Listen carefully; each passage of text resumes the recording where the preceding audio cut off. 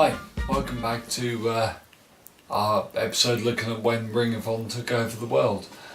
Due to network considerations, we might have to go through this, advertise and time and all the usual things. So we thought about, in part one, the role of vanilla midgets in WCW. Yeah, my new favourite saying. Vanilla midgets. And the idea of the guys who broke through and why. Yeah. Now we're looking at, are they taken seriously? And I'm going to be a bit controversial here. Company by company, let's start with WWE. Mm-hmm. I don't think they are. You don't think no.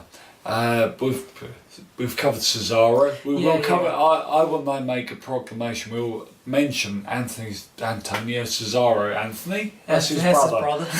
Every episode, and the overarching story of this season is Antonio Cesaro. But anyway, he's obviously not taken seriously. No. He should be. Daniel Bryan. If you've seen Bryan Danielson, if you haven't, check him out on YouTube. Get a Ring of Honor DVD. What that guy can do compared to what he's allowed to do now. It's painful. It's painful yes. to watch, isn't it? Yeah, it's ridiculous. And credit to him, he can actually come over as a character. He can do the yes, no, and he can make it work and really work. Yeah. But that's not anything compared to what he can do. No, but I will say on the flip side of that, I'd definitely say TNA take that Ring of Honor talent quite seriously, to be perfectly honest. Yes. Because you got people like Austin Aries. I mean, he came into the company and near enough straight away he was X Division champion. Within 18 months. He was X Division champion. Then he actually done so well in the X Division that he traded the belt in for a title shot, didn't he? Yeah. He literally didn't lose that belt. He still didn't lose it. I still think that'll get brought up in a storyline at some point. Like, I never lost that belt, the other. But then he won the title. I mean, that's big, isn't it? I mean, you got people like Kenny King as well. Oh. They just come in and won the X Division title straight away. I mean, he's a star for the future with TNA.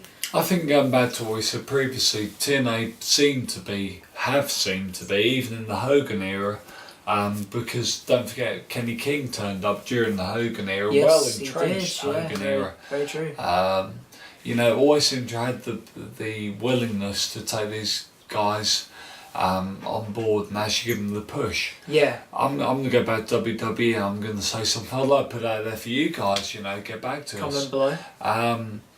CM Punk, has he been taken seriously? He had his 400 and blah blah blah day title run, which is fantastic, and CM Punk is awesome. But how did he lose it? Yeah. He lost it to The Rock. Sometimes. Yeah. But he lost The Rock in a really lame way. After that, what did he do? He had a great match at WrestleMania, but we got to agree he had an awesome match. Awesome build-up, awesome sell. But Paul Bearer on the ashes. That will be iconic. That'll be iconic, yeah. But that was kind of like the guys in Craft going, what do we do? Yeah. And now he's... Taker. Yeah, just take WrestleMania. But what after WrestleMania? Yeah. Title run again? Yeah. And there's nothing there. So are they taken seriously? Excuse me, this is like, emotion again. No, it's not cold. In WWE, well, I'm saying no. In TNA, I'm saying yes. But to a certain extent, again, because... when TNA first came about, they built their foundation with Ring of Honor wrestlers. You had your AJ Stars and people like that, and Austin Aries, what was he called, Austin Star, when he was in TNA originally? Awful. But then he went back to Ring of Honor, got good again, and then he came back as Austin Aries. Yeah. I think they do, TNA. More so than WWE anyway. Yeah. You got a few? But a couple of things. Put a question on there really quickly. Which Ring of Honor stars have made them biggest impact on TNA and WWE over the last decade? And sorry guys, I only got time, network constraints, only time for a couple of things. So Ring of Honor stars in the big two. The Natural King.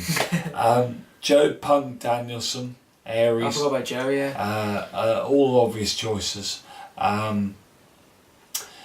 Who's made the better use of them? Again, Nacho King, TNA. Good man. But only just. Look at mostly Machine Guns, Kenny King, Joe Aries. If you consider they held more titles and been involved in more storylines than Punk and Danielson, and Danielson was humiliated at a previous WrestleMania.